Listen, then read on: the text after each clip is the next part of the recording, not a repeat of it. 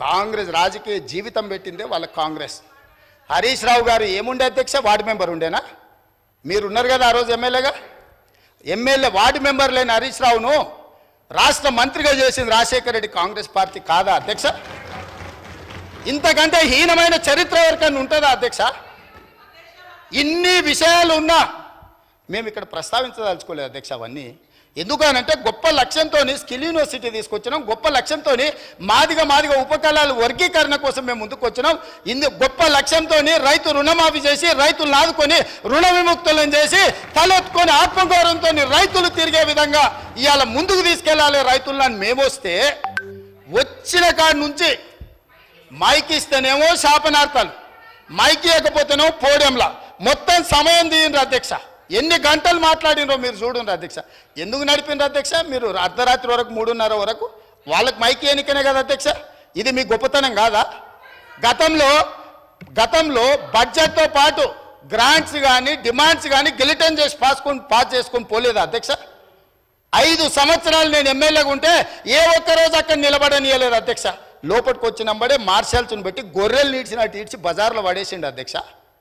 మా సోదరుడు కోమటిరెడ్డి వెంకటరెడ్డి గారిని, మా మిత్రుడు సంపత్ కుమార్ గారిని శాసనసభ సభ్యత్వాలు రద్దు చేసి అన్యాయంగా చేయని శిక్షకు వాళ్ళను ఉరేసిండ్రు అధ్యక్ష. మేము అట్లా ప్రవర్తించినామా అధ్యక్ష? వాళ్ళు ఎంతసేపు అడిగితే అంతసేపు ధర్నా చేయనిచ్చినాం, అడిగి మాట్లాడినంతసేపు మైక్ ఇచ్చినాం, మంచి పనులకు సహకరించమని అడిగినాం. కాబట్టి ఇప్పటికైనా అధ్యక్ష పెద్ద మనసు చేసుకొని అక్కలు ఇక్కడ ఉన్నారు. ఇవాళ నిరుద్యోగ యువకులు మీ తమ్ముళ్ళు మీ పిల్లలు. కాబట్టి ఇప్పటికైనా ఇట్లా నిలబడి నిరసన తెలుపుడు కాదు. ఇట్లా నిలబడి నిరసన తెలపడం వల్ల అక్క మీకు మంచి పేరు రాదు. చెడ్డోని 10 ఇచ్చి వదిలించుకోవాలి, మంచోని 10 ఇచ్చి సావాసం చేయాలంటారు.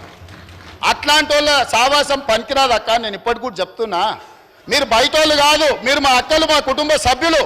మీ మంచి కోసం చెప్తున్నా, అక్కల క్షేమం కోరుకునే తమ్ముడుగా నేను చెప్తున్నా. నేను సమాజాన్ని చాలా చూసినా, చాలా కింది నుంచి వచ్చిన, గ్రామీణ ప్రాంతం నుంచి వచ్చిన, ఉమ్మడి కుటుంబం నుంచి వచ్చిన, నాకు అక్క చెల్లెళ్ళు అక్కలను అవమానించేంత నీచమైన జాతి నాది కాదు అధ్యక్ష. చెల్లెలు జైళ్ళు ఉంటే రాజకీయాల కోసం బజార్లలో తిరగటోని కాదు అధ్యక్ష నేను.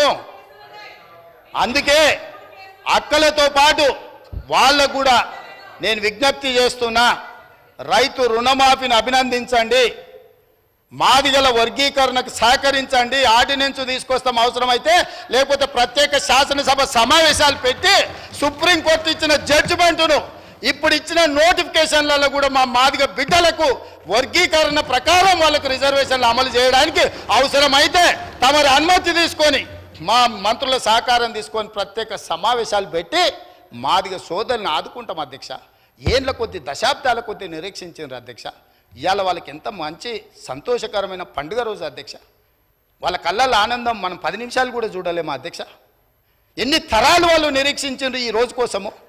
ఇవాళ ఇన్ని తరాలు నిరీక్షించి వచ్చిన ఒక మంచి అవకాశం వాళ్ళు పండుగ చేసుకునే సందర్భంలో మనం వాళ్ళకి సహకరించాలి కదా అధ్యక్ష.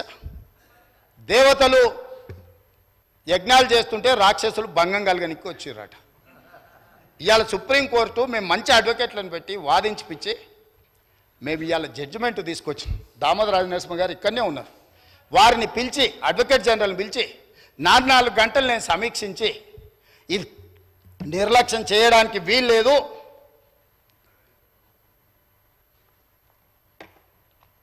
ఏళ్ల కొద్ది సాగడానికి వీలు లేదు, కోర్టుల ఏది ఏమైనా కేసు పూర్తి కావాల్సిందని నేను చెప్పిన అధ్యక్ష. మా ఎమ్మెల్యేలు అందరినీ పిలుచుకొని మాట్లాడినా, మా నాయకులను పిలిచి మాట్లాడినా, మిగతా సహచర మంత్రివర్గ సభ్యులకు చెప్పిన మనకు బాధ్యత వచ్చింది. మనం ఇవాళ అధికారంలో ఉన్నాం, ప్రజాప్రభుత్వం ఏర్పడ్డదంటే ఆ బిడ్డలు మన పక్కన బలంగా నిలబడ్డారు, వాళ్ళని కాపాడే బాధ్యత మన మీద ఉందని చెప్పి ఉద్దండులైన న్యాయవాదులను పెట్టి కేసు వాదించి కేసును తుది తీర్పు కాన్స్టిట్యూషనల్ బెంచ్ నుంచి తీసుకొచ్చినాం అధ్యక్ష. ఇంత సంతోషకరమైన వార్త వాళ్ళకు వచ్చినప్పుడు ఆ పిల్లల్లో మనం కలిసిపోయి వాళ్ళ ఆనందంలో భాగస్వామ్యం తీసుకోవాలి అధ్యక్ష, పంచుకోవాలి వాళ్ళలో భాగం.